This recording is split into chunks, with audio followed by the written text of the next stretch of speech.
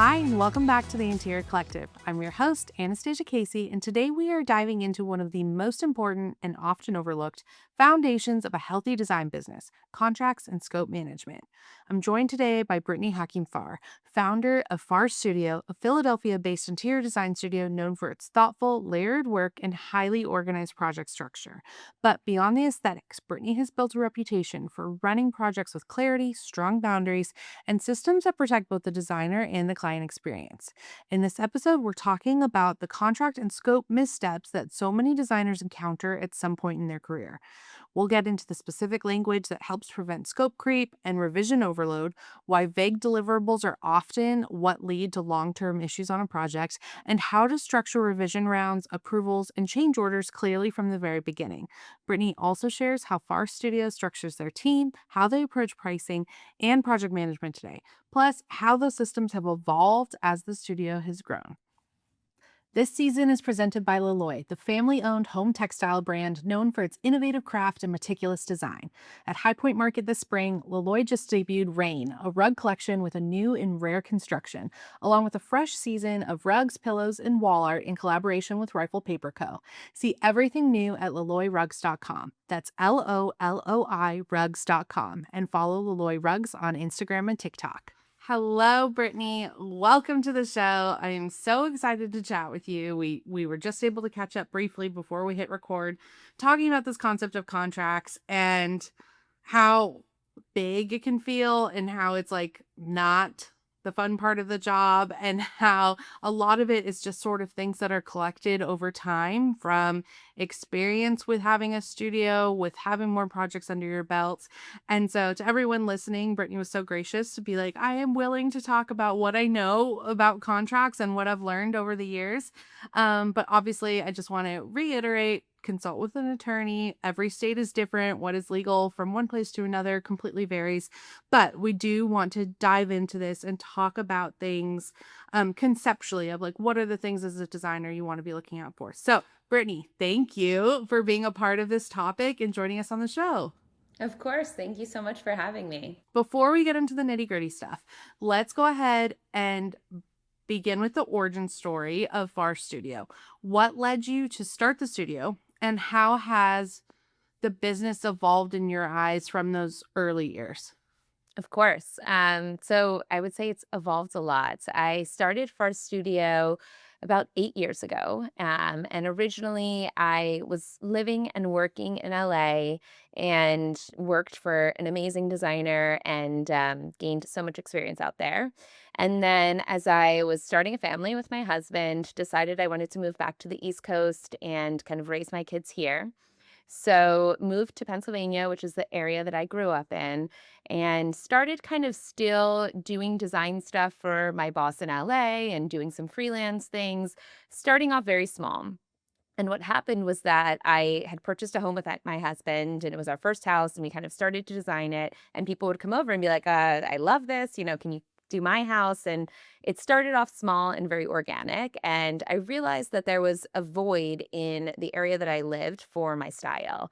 I think it was much more traditional, and I kind of had this bit of a West Coast vibe and a little eclectic, and things were just different in terms of what I was designing. And so, very quickly, I got busy, and my husband, who was a lawyer at the time, was always helping me on the back end. And once I got to a point where I was like, I can't handle this on my own, and the business side was really over my head, we decided to make a go for it and start for our studio as our full-time thing.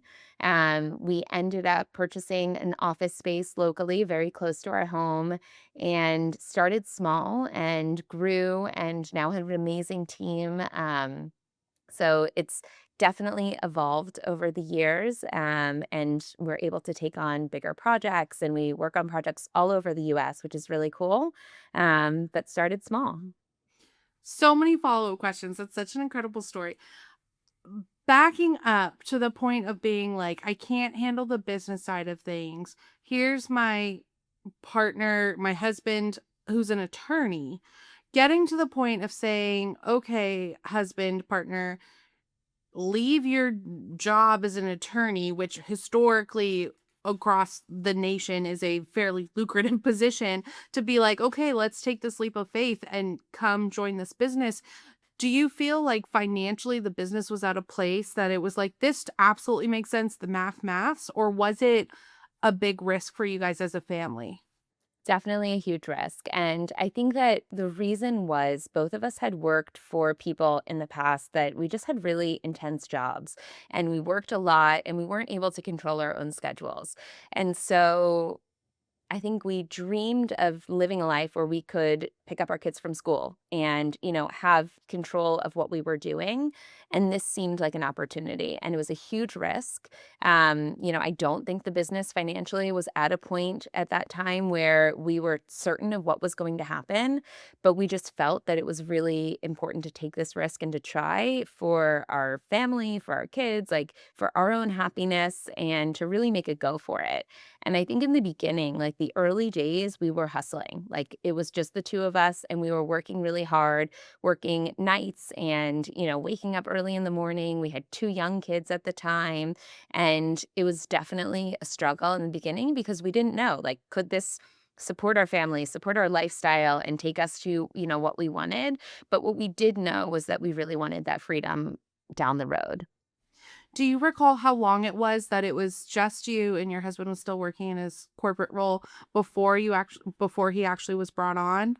Yeah, so I would say it was probably almost 2 years, of me working on my own and kind of doing a few jobs at a time, and he was starting to work on the back end and set it up, and, then when I got really busy and just I've always known that the business side was not something I loved and, it was getting to a point where I was, like, not billing people or forgetting to charge them and, I didn't have contracts in place, but there was real money being exchanged and money involved, and that's kind of when we just decided if we're going to do this, we need to really put all of our effort into it.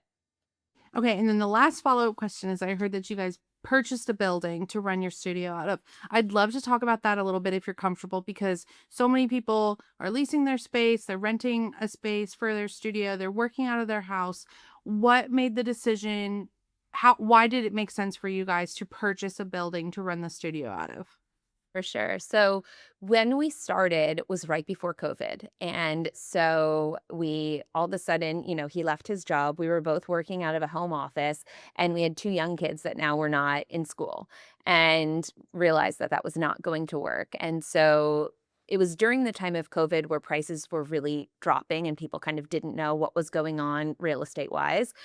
We also live outside of Philadelphia in a suburb. So, pricing is and at the time really was, somewhat manageable, and we drove past this office space, and it was a small, like, standalone space that was actually on, like, the back end of a playground down a really cute residential street, and it had a sign, it was painted yellow at the time, it had a sign, "For sale by owner," and so we called, and it was a woman who had owned it for years, and she had a window treatment business called Shady Lady.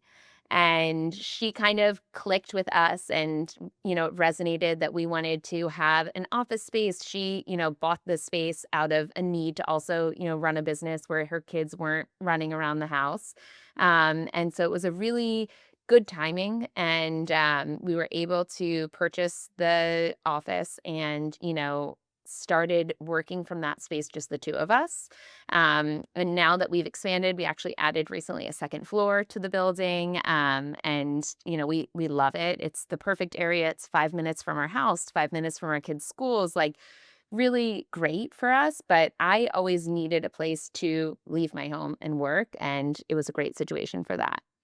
Okay, so let's talk about what the studio looks like today. I mean, besides the fact that you just added a second story, that's so exciting. But like, how many people are on the team, and what does the structure of the company really look like?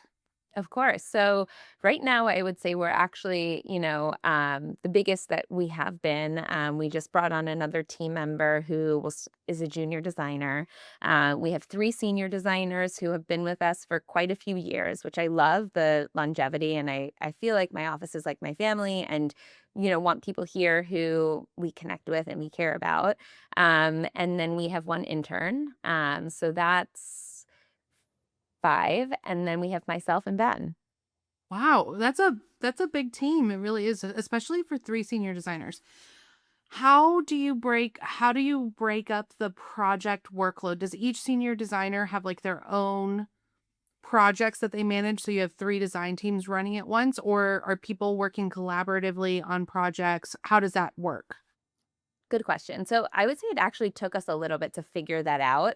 And at one point, we were kind of all like working on different parts of a project and realized that was not, a good way to do things. So right now, each designer works with me on a project. And I would say they each have about 5 that they are working on at any given time. And then the junior designer is kind of helping with all the different aspects, helping with CAD drawings, elevations, like renderings, anything that, is assisting the other designers. And then our intern, kind of the same thing. She's, helping wherever help is needed, whether it's, helping convert floor plans or something like that. But I work on every single project, and then each one of the designers works with me and is kind of overseeing, and we'll sit down and we'll go through the to-do list, what is needed, when the client's coming in for a presentation and all of that. And they're kind of owning those projects and making sure that we're keeping up to what's needed for them. Okay, and then last kind of like studio operations question before we really start talking contracts. How do you currently charge for your design services? I know there's a million ways that people do this. Are you primarily at like a flat rate? Are you doing hourly? Are you doing a combination depending on the project or the different phases? How do you break it down? So we charge a flat fee for our services, and it's based on the size and the scope of a project.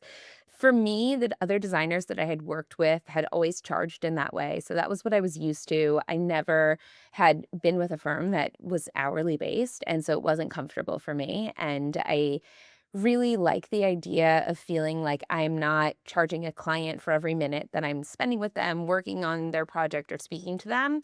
I think sometimes the flat fee is not in our favor, and other times it is. And we've worked really hard to just try to figure out, how to charge so that it makes the most sense and that it's fair. But I also just think that knowing that holistically, I think of it as like I'm with a client, I'm their designer for the project for a length of a certain time. So we do have timelines on our contracts, which I think is something we added that was important. But that just really feels good to the client. It feels good to me. It feels like I can be working on the project, and it's the best that we feel like is good to do. That is so fascinating that you had never worked at a studio that had charged hourly. So, within your team, do you still have your team of designers? Are they tracking all of their hours for internal purposes? Or you're like, we've got our team of 5, we know what their salaries for the year are, we know how many projects we need to take on in order to hit that. Like, how do you account for their time if you're not pushing it directly through to the client in like a very, we spent 3/4 of an hour here, I'm billing you 3/4 of an hour. Yeah, I would say that it's really just on experience. So we do not track internal hours. I think over the years I've been in this business for so long, and I have a lot of experience, and I know, how many projects we need to take on. I am, a hard worker and a hustler in the sense that I do a lot of work too. And so I'm not just passing off the work, I'm doing a lot of it as well. But we don't track hours at all. And, it's more so this is the project, this is what we need to do. And we work on what we need to charge to get there. And as we've grown, we've increased our prices, which I think is natural. As the industry has grown, prices are increasing. The main thing, though, is that we do. By having that timeline, projects can extend. And so if a project extends past what we've said as our timeline from the beginning, that's kind of out of our control. If, construction was delayed, the clients were delayed, whatever it is, then we would charge another fee. And so once it extends past that initial timeline, we'll either charge monthly, which is just, taking our fee that we have determined prior and breaking that up into months, or we'll charge another flat fee depending on how much longer the project would continue. Interesting. So when you're creating your flat rate, you are basing it off of the scope of work and how long you expect that scope of work to happen. So when there are delays from like construction delays, that would potentially push someone out of the original agreed scope, and so they would have, like, an addendum to their contract for, like, "Okay, now we're gonna go extend. We know we're gonna be on this another 3 months," so it's like that. So it's almost like you're working on a monthly retainer.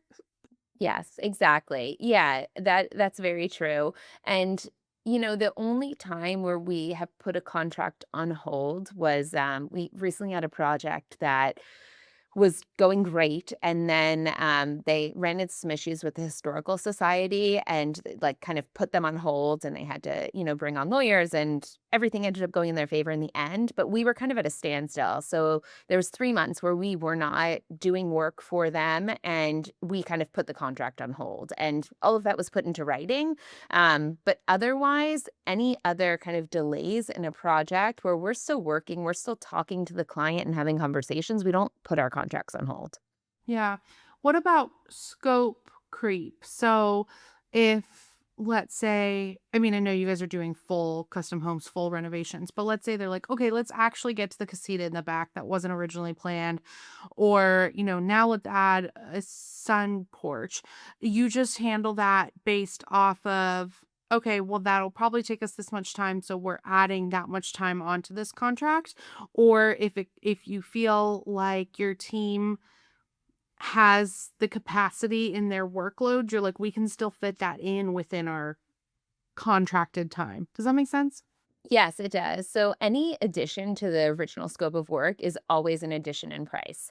And so if we have a client that added an addition to the home that was not originally part of the scope, that added in a guest house, that, added a basement, did anything that wasn't part of the original scope, that is an addendum to the contract and we add on to the fee for that. And that fee is usually some form of a percentage of what the original fee was broken out. So we don't charge base per square foot, but it's kind of a way that you can think of it. If we're adding a certain amount of square feet and we've charged this much, then like we're gonna, charge that much more for this addition.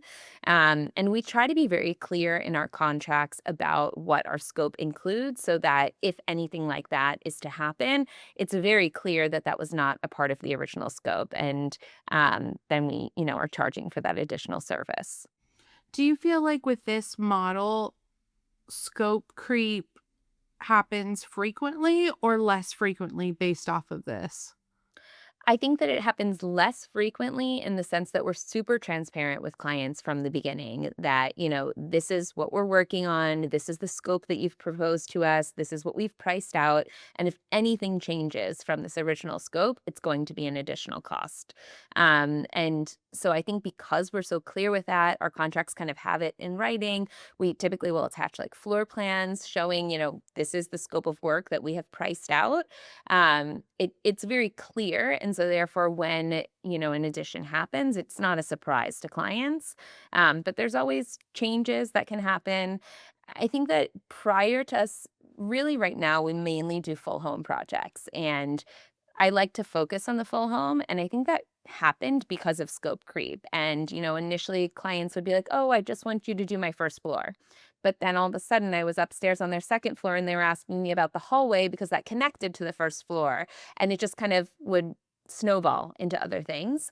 And I realized that if I'm going to be there working on the home, people are always going to ask me about other things. And so I may as well just include it as a holistic thing. And if they decide that they don't want to furnish the kids' bedrooms right now because they have furniture for their kids' bedrooms, like that's fine, but my pricing doesn't change. And for some people that works, for some people it doesn't. But for us, we just feel like it's makes the most sense because even though I might not be furnishing your kids' rooms, I'm still going to be picking wallpaper or paint or window treatments, or maybe you're going to ask my opinion on how to lay out the furniture that you have. So if I am giving any sort of advice or interior design advice on any of the interior elements of a home, to me, that's our time and that's what we're hiring, being hired for. I feel like any small business owner, particularly interior designers, I see it happen so often. People have these things in their contracts and the scope creep, it starts and it feels small. Like you said, it's the hallway that continues up from the staircase down below. And you're like, yes, of course we would like do this for you, but it wasn't agreed. Can you talk us through either the process that you have implemented with your husband being on the team or someone else on the team, or the language you use if you are delivering, I don't want to say the news, but like informing the client that this is out of scope. Here it is in the contract, and like making it still feel like a positive experience. I think a lot of designers are afraid of like a client feeling like they're being punished or just inhibiting the relationship that they've built with someone, so they acquiesce and they do the scope even though it's beyond what was already contracted for. For sure. And I think that's exactly what would happen to me in the beginning of my career is that I would feel bad and I would be like, oh, but they're so nice. And they just asked me to like pick a paint color for this room. And, I would always try to make excuses. And what I realized, and I think this did involve bringing my husband on board, is that every decision I make is money and time and something that is an expertise that kind of someone is bringing me on for, and that you need to charge for your time because everyone is charging for their time in some way. Um, and so I think that we've really gotten great about just being upfront with clients. And we start off when we onboard clients, we have conversations with them and we say, ask questions. I talk to them about our process and I'm really open about it. And I think that because we're so open about it and it's also in our contract that if someone does ask for something that's additional, it's not so odd for me to say, like, "Yeah, for sure, I'd be happy to work on that with you. Like, let me talk to the team and we'll send an updated proposal." And so I think you have to do it in a way that still feels friendly and warm, and there's no reason why you shouldn't do it. If as long as you like working with this client, why wouldn't you wanna expand the scope?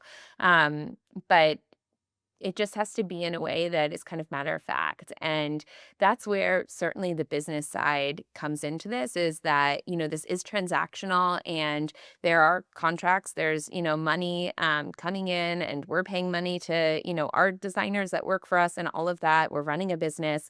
And so as much as sometimes it can feel like your clients are your friends, you also have to remember that you're running a business and, it just has to be matter of fact. And it's also nice that sometimes not that there's like good guy, bad guy, but that I can be like the person who's talking to our clients and then I can be like, "Oh, let me, have Ben reach out to you about the new contract." Like that's also a nice way to pass it off where I don't feel like I'm always having those conversations with them. Totally. And if you don't have a Ben on your team, I think that that definitely could even be having the project manager or having like your studio admin, even just from your accounting team. I do think that there's so much value to having someone else be the person who sends over that conversation piece, the new contract, the change of scope, the addendum, whatever that looks like, just so you can continue to have that friendly rapport and feel like it's separate. We get to talk about fun, creative things, and this person on the team is handling the the Not fun logistics side. stuff. Yeah, Yeah, the not as exactly. fun, less glamorous things. Uh, Exactly. Brittany, what do you think are some of the more common mistakes that designers are making, whether they were mistakes you've made or mistakes that you've seen other people come across, um, when it comes to their contract or scope in their business, especially on in the early years? For sure. So I think as we've talked about, like laying out in your contract in bullet points the scope of work, having it very clear is important. So that's number one. I would say another really important thing is that we don't purchase anything until we are paid. So until we receive payment for an item, we are not purchasing that item. We are not a bank, and there's no need for us to be putting out money that has not been brought into us yet. And so I think that that's also something that's super important, both in the contract and also just in how you run a business. And sometimes you think, like, oh, she told me it's approved. So, like, the money may take a bit, but we can start ordering it. But I really believe in waiting for payment before placing orders. And I think that that's really important to have in your contract and just in how you run a business. And then, as kind of not fun as this might sound, there should always be something where you have a way out. So, if you are working with a client and it's not going well, you don't like them, you don't like how they're interacting with your team, you're not liking how the project's going, we have an area in our contract that says that, both us or the client can end this contract at any time, and that we would be paid for what we have done up until that point, but we have a way out. And we have never had to use it. So I think that that's also, a great thing. But it's more so just the idea that you don't feel trapped. And because this is such a all encompassing and like personal, job that you're designing someone's home, like you don't want to be working for someone who you don't enjoy working with. Definitely. Okay, of course, I have follow-up questions. First one, when you're talking about you never place a purchase order before receiving the money, do you guys at Far Studio have a policy that all all of the furnishings must be paid for before you start ordering anything? Or if someone's like, okay, we'll pay for the living room, start ordering that, you'll do it. And then, okay, we've paid for the primary bedroom, we'll start ordering that. Can people piecemeal it? Or are you like, we get everything in full? You can definitely piecemeal it, but I do find that the more we're able to do together, the more seamless a project goes. Because when you start breaking it up into phases, then you're also piecemealing the installation. My ideal situation is when we install a project and it's fully complete, and you really get to do that full reveal. And when people start piecemealing things, you don't have that same effect. And then they might start asking questions or, oh, I don't love this chair, but they haven't seen it with the full room. So we will order things prior to, the full money being paid for all the furniture.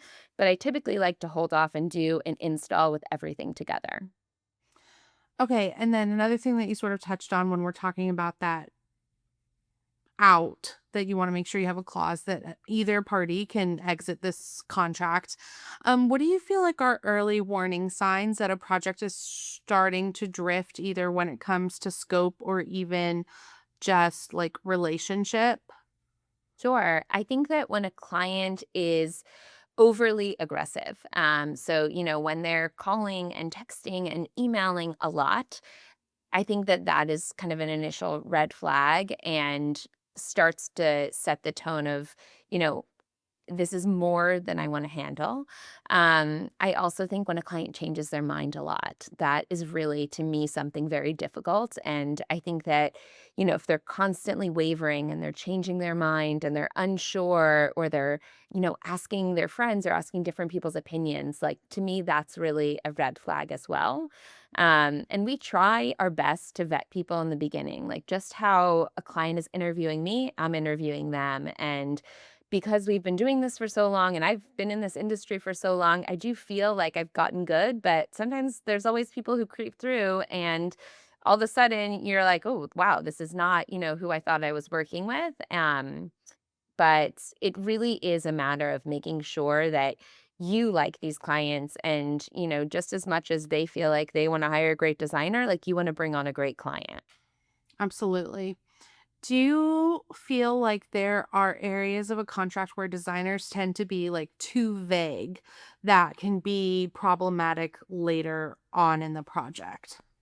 Yeah, I would say deliverables. And I just think that so many designers work in so many different ways. It's probably one of the few industries that you can bill in so many different ways and operate in so many different ways. And, some designers might provide like full 3D renderings for a whole home, while as other designers are just doing vision boards.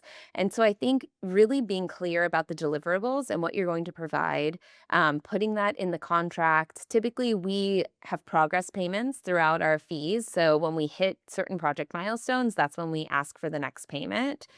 So I think that that's really helpful because it kind of makes the client feel like you are continually engaged and continually working towards a goal.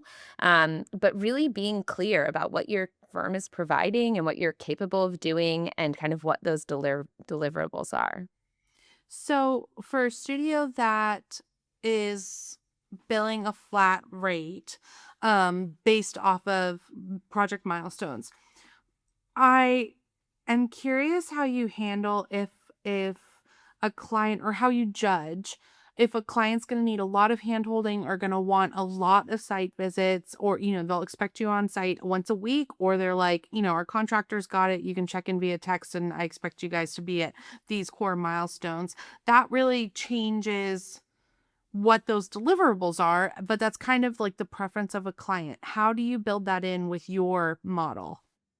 I think that that's a really tough thing that, sometimes is why we maybe end up not as profitable in a project, if a client needs a lot more handholding and is just more needy, because we might not always be able to determine that upfront. And because we charge based on size and scope, we're not really charging based on a client's personality. And so that is an area where, a flat fee sometimes might not benefit us.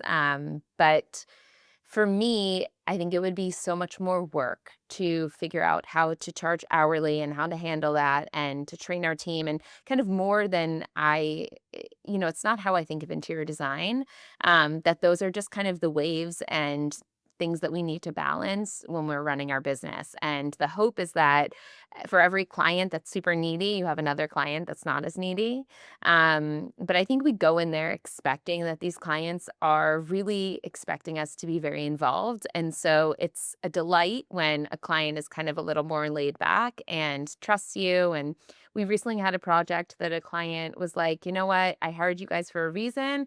I've told you what I like. Now, I'm going to trust you and let you run with it. And that's like a dream client. And they're not all like that. But when one comes along, then that feels really great.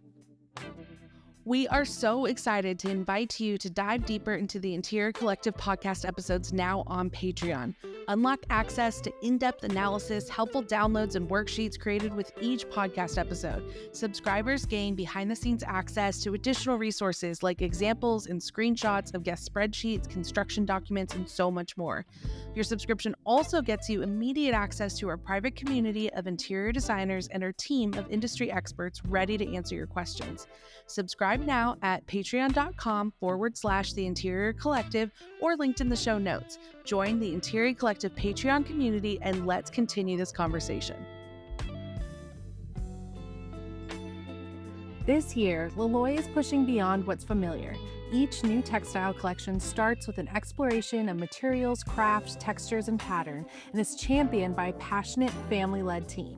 A new season of rugs, pillows, and wall art is in stock now, a testament to Laloy's belief in the power of original, enduring design.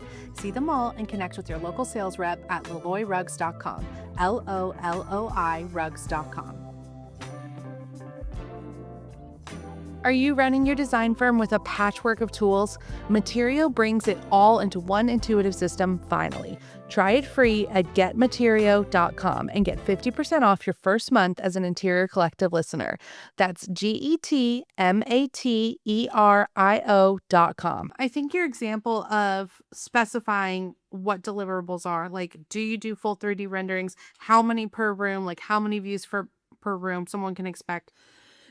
Is such a great point, because usually when I'm talking to designers here on the show, when we're talking about proposals or scope of work, people are like, yes, we're doing, a full gut job. Like, this is going to be all finishes and everything. But they are often skipping that step of, okay, what am I actually going to see from you to get to that final end result? So I think that is such an important reminder.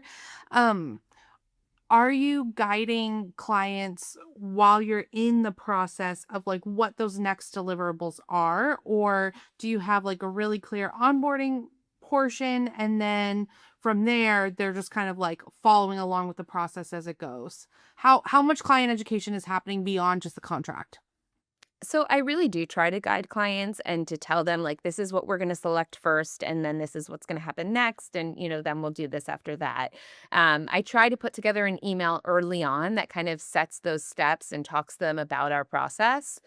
Typically, when we start a project, the most important thing is us really making sure that the floor plans are working and that they work with the furniture layout and the flow, and that there's not things that we're seeing that are concerning. And so we always really dive into the floor plans, especially if it's at a stage where we still have the time to change those things. And then after all of that has been solidified, we go into hard finishes. And so then we're selecting the flooring, the tile, the marble, talking about cabinetry details and all of those interior materials and kind of hard finishes. Then we go into plumbing fixtures and appliances, and then we go into furniture. And so I do really try to educate clients when we're doing a full home that, there are these steps that we need to go through, and we're going to have presentations and we're going to have meetings, and we'll go with them to the stone yard and to the plumbing supply store and look at appliances and all of those different things. But it is important to educate them and to kind of talk with them about how this process is going to go so that they are also prepared. When I'd love to hear a little bit that more about your process that you do bring your clients with you to look at the stone yard and you guys do go to the plumbing showroom. How involved do you personally like to keep your clients in it? Because I know some designers are like, oh my God, I would never let someone come with me to go source those things. We'll show them best and brightest. And I have others who are like, we will literally go look at every pillow in this town together if that's what you want to do. Right. So I think with the finishes, it's really important, specifically with marble. Marble's natural. We love marble, but there's so many variations and differences. So to go to the stone yard, I think is a must for every client. Now we have had clients who say, we don't have time or we trust you and you pick it, and that's great. But most of the clients actually enjoy going to the stone yard, and I think it's so fun. I'm actually heading there tomorrow with a couple of clients, and like we'll probably spend the day there looking at marble, which is amazing. And then same with plumbing fixtures and appliances. There's so many options out there that I think it makes sense for clients to see them, to touch and feel the plumbing fixtures. And we can't bring everything to our studio. So, although we have finishes at our studio and we kind of have our go tos and our favorites, and usually when we go to the plumbing supply house, we will kind of lead them in the right direction. But I still want to talk with them about everything, to have them talk with the experts who are in the store, and really see the range of options. And so, those are two things that I think are very important.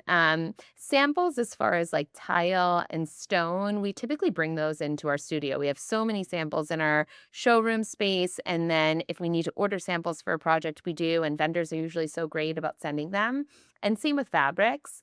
And then I think, it was kind of back in the day, like people envisioned interior design. You're going in, like you're sitting on every single piece of furniture and chair, and you're looking at every pillow, and you would go to the design showrooms and just like pick out your whole house. And that's not how we do it. So with furniture, it is much more about us showing them the furniture pieces, showing it to them, both the fabrics and like in plan, and then a lot of trust and knowing that we've sat in the pieces and we've tried them. And then if a client does want to see pieces, if it's something that we can go and see in New York, we go to New York with clients and we'll go to a couple showrooms, but it's definitely not showing them every pillow. Like to me, that's too much. So I think there's like a little bit of involvement that you need to bring them in for, but you also, can be going with them to see everything.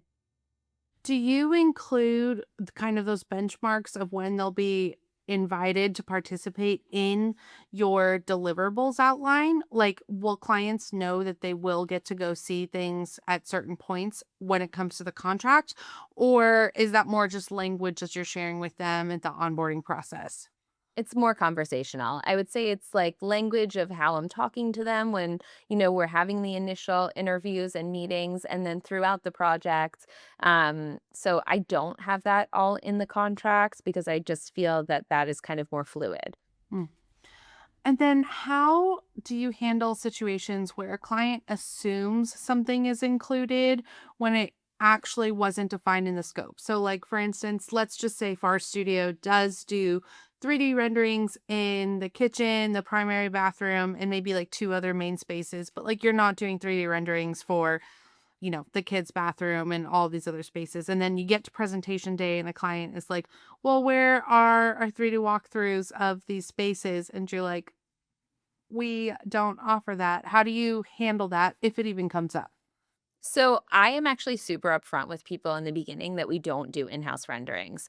And it's a service that we will outsource if a client wants it, but it's an additional fee. I would need to have like a full-time person on staff to do renderings if that was something that we did. And I don't feel that it's necessary. And for a client that does want it and does think it's necessary, then, we have someone who can provide that service. Something that is interesting now that we're kind of playing around with is AI, that we are able to do certain renderings, but they're not exact and it's not like something you can walk through. So they might be helping a client visualize a space, but they're not a real true rendering of, how as designers we know renderings to be. And so that is something that from the beginning, I always say to clients, like, we don't do 3D renderings in house because it's just more than we're able to offer. But if there is something where a client expected that it was included and, it wasn't something that I was planning to include, I would try to be as honest with them as possible and just say that that's not something that's a part of our service. But, if you're interested in doing that, we can certainly look into options and it would be an add on fee. I feel like revisions are one of the biggest areas where scope creep can like quietly happen. How do you recommend designers structure revision rounds in their contracts? So I would probably say that that's something I need to work on. And, it is something that I've thought about, like, how can we put into our contract that we do, let's just say 2 revisions and anything after that we charge for it. And we currently don't have it in our contract, which it's something that we've talked about. And I do think it's important because we have had clients who have told us their vision and sent us their inspiration, which is usually how we start off with all of the discovery. And then we've spent all of this time, we've done a presentation, and they've come in and they're like, actually, I think I want it more like this. And it's something that ends up spending a lot, we end up spending a lot more time. And it's difficult if we're not charging hourly to, charge for that. I would say that I'm always learning and evolving our contract, and we are, figuring out ways based on experience and based on areas where things have, gone wrong that we need to protect ourselves. And that is certainly one area that we have talked about, how can we put this in our contract and what is the wording that we should be using so that it's very clear that after 2 revisions like that, that is all that is included. I feel like a lot of designers also come across the the question of like, okay, was that one round of revisions? They ended up changing 75% of this room. Or is one round of revisions being like, okay, we're going to swap the sofa fabric and, three of the smaller furniture pieces in there. And so I think that that's a big question that people come across as well. And I have been seeing it to be much more of a standard nowadays that people's contracts say includes 2 round of revisions, and it's like anything you want to revise in that round of revisions, when you submit it and you sign off on those revisions, that counted as one round. So I'm curious what process you have in place for like approval checkpoints when you are presenting, especially the way that you guys present and you're like hard finishes, then we go to plumbing, then we go, you're doing it in phases like that versus like here's everything all finished. How are you collecting approvals from people? Are you getting verbal? Are you getting signatures on things? Do you have a software that you like to use? How are you getting this to be like, this is confirmed, this is signed off on, so now we're moving forward? Yeah. So what we'll do is we'll do typically a presentation where we lay everything out in our office. And we usually have a couple different options. And we'll spend a lot of time talking to the clients about the different options.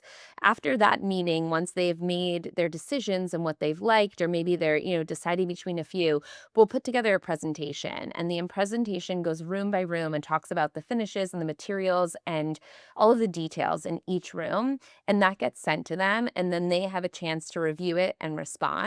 And we will in email get in writing, this is approved, we like this finish.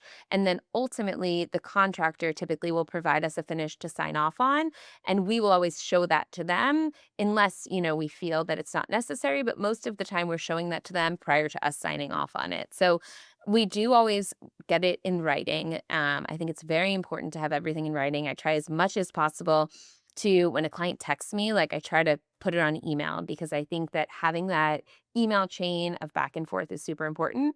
But then our presentation kind of becomes our Bible throughout the project of like what we're doing, what the finishes are, what the contractor is looking at. And as we are updating things, that gets updated. So it's very much, there for the client to see. It's always at the different presentations that we have so that we're making sure that they know exactly what is going where. How are you delivering it to your contractors when there's changes that may have happened? How are you ensuring that they have like the most correct? Up to date. So typically, we'll do it through email, and if there's a change that occurred, we'll send them an updated packet and then list in the email what has changed. So, this has changed from oak to walnut. Please note that and confirm receipt. And we are always communicating a lot with the contractors. I like to have very good relationships with all of the contractors and vendors that we work with so that we can really ensure that they're asking us when they have questions and that we're telling them if anything is changing, and really making sure that they have reviewed it and received it. But rather than just sending them a whole packet and being like, "Ooh, find what the client changed," like we'll write out, these are the things that have changed since this last meeting. What about change orders that are happening because, walls got opened up and something can't happen that we thought it could, and it changes the timeline, some things need to be respect. How how do you adjust based off of your pricing model for that scope change? Things that aren't necessarily they're not necessarily adding something, but like it has changed the finish line. Yeah, so I mean that's a bit of a gray area, in the sense of how we're charging, because when we think of a house as like a full home, the client expects that whatever happens within that house is included. And typically, if there is issues where the contractor has more work, it's not necessarily more work for us. So if they open up a wall and there's mold, like that is more work and more money that they're having to charge the client, but we're not having to do anything because of that change. And if these issues with the home do extend the timeline of a project, same type of thing where it's like it's not our fault and we were still involved throughout that timeline. And the client kind of needs to understand that when you are doing construction and renovations, things may happen and that that's kind of part of the process. When do you ever come up against a project where because everything's phased out, you're getting to the furnishings segment and there were problems that came up in construction, their budget is now beyond what they expected, and now you're at furniture and they're like, "We don't have the money right now to do this." Based off of how you've laid out your scope, do you have any protections to be like, "Well, the sourcing still or the design work still has to happen, that's already been contracted," or are you like, "That's okay, we can pause and revisit this"? How do you handle those types of changes? Definitely. So I think that that is something where we kind of have to be understanding about a client and their budget. And if the construction did cost more than they were anticipating and they don't have as large of a budget for furnishings, we are okay with that. We can still work with that. We just want to know what the budget is and what they're expecting. And I always say that we're able to work within budgets as long as they're realistic. So, I'm not going to be able to furnish a home for, a low number, and I'll be upfront about that. But I don't want to waste our time sourcing things if, they don't have the budget for it. So typically, we do ask for a furnishings budget prior to sourcing so that we know where they're thinking of what they want to spend for furniture. And if that changes, what's nice that we phased it out is that we probably haven't sourced pieces prior to them going through that budget with us. And if that means that maybe they can't furnish all of the rooms that they wanted to, we just know that we're not sourcing pieces. It affects us a little bit in the sense that we're not getting marked up for pieces, and that could change, but I guess that's all part of the business and, how things go. And some clients will love to spend on beautiful furniture pieces and it's amazing. And other clients will rather put their money into the finishes and it still can be amazing. Beyond just the contract language, are there systems or processes you feel designers can implement that can help reinforce scope boundaries, communication boundaries, boundaries in general throughout the project? Yes, I mean, I just think that being really upfront from the beginning is the most important thing. The contract, as we've said, making sure that everything is really written out. Clients will review it, they'll come back, they'll have questions. Usually, we send a contract to a client and they have questions, and then we have a call with them and we go through their questions and we talk about our process. Giving them as much information as possible, I think, is the best way to just protect yourself and make sure that there's clear lines of communication. And hopefully, in these situations, if you've done all of that, then there aren't going to be issues later on. And just really laying out for them how the process goes, how you work. And, because this is a business where people work so differently, you just need to really be upfront about how you work and how your office works and, what the different levels that you go through are. As your studio has grown, have you had to evolve your contracts or scope structures along the way? I mean, having a an attorney on the team feels very beneficial that like, oh, that happened. We're gonna go ahead and add that to the contract. Is it something that Ben is revisiting very frequently, or is like we have this locked in? I know this is an accurate contract. And now that we've, in this case, worked with an attorney, um, it's not something that you have to be worried about every time you have a project. I would say we are visiting it very frequently. And with every project, you learn something new. And even just, having some friends that are designers or, different people in the industry that we talk to. And, sometimes people will share contracts and you'll be like, oh, I don't have that in my contract. That's a good thing to have. Um, so it's always evolving, and we have certainly changed it from when we first started. And I think that now it is so much more clear and to the point. But it really is always evolving. And at the end of the day, like you just want to protect yourself and you want to make sure that you're not making yourself liable for something that you don't have control over.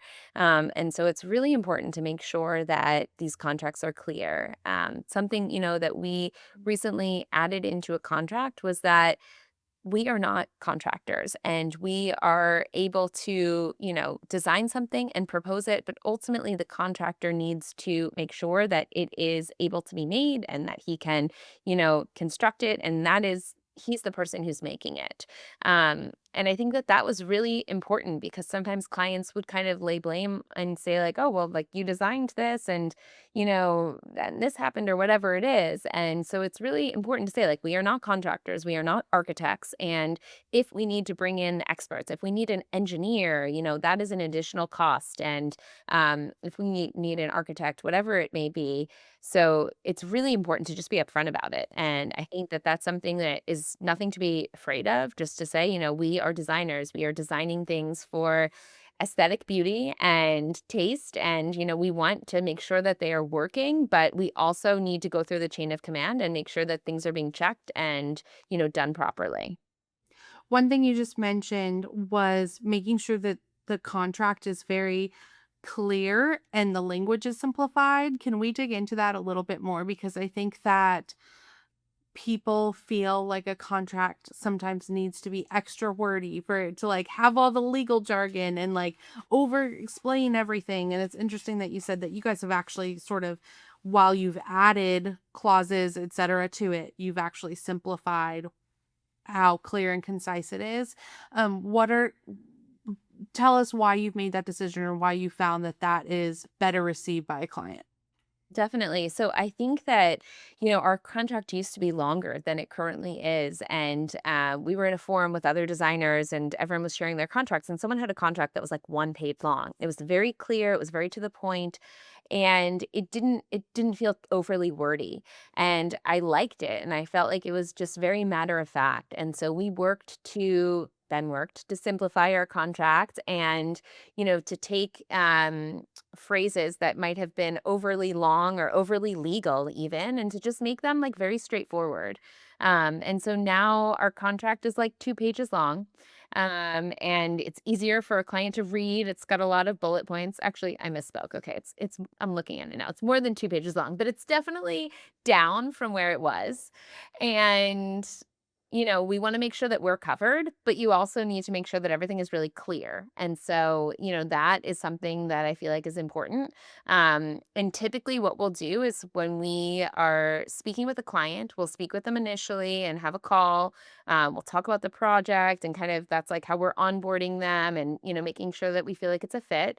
And then if they ask for a proposal, we will send a proposal, which is kind of a shortened version of our contract in very clear bullet points in an email format of like what we're going to provide so that they have a chance to review that even before receiving the formal contract to sign. So we go through, these steps to make sure that it's very upfront, very clear, and, we want to be as open about our process as possible. That is so fascinating. I have found even when we're working with like our highest caliber of clients at IDECO Studio, which are not homeowners, so it's interior designers, the more simple the language directly in an email, the easier it is to close the deal, the easier it is to make sure they've actually read it. When a contract is super verbose, that's when I feel like there can be questions that come up along the process after you've already engaged with them because they didn't actually read or fully understand everything because there was just so much in the contract. But when you can simplify it and make it very clear what's included and what's not, when you do need to send that reference to it at a later date and say, "Hey, this is beyond scope. Here it is in the contract." There aren't surprises because they're like, "Yes, I was able to comprehend a 2-3 page contract, not like the 14-page one." Exactly, exactly. Well, Brittany, as we wrap up, I always love to ask, is there anything exciting coming up for Far Studio that you are able to share with us? Collaborations, new projects, anything you're designing that we can hear about? Of course. Well, so we actually were just published online for House Beautiful, which was really exciting. And it was actually my personal home. So, really exciting and important project. We have some other publications coming out over the next few months and amazing projects. We are partnering with a lighting company and some other brands. And so, just lots of exciting stuff coming up that we are really excited about. I think that there's always space to grow and develop and to learn new things. And I just really love where we're headed. I love our office and how everything's going. And yeah, it's been a really exciting time, and I am excited to grow more and for other people to see our studio. Well, I will make sure that we link your beautiful home tour on House Beautiful in the show notes because I know everybody's like immediately Googling it, trying to look it up as they hear about it.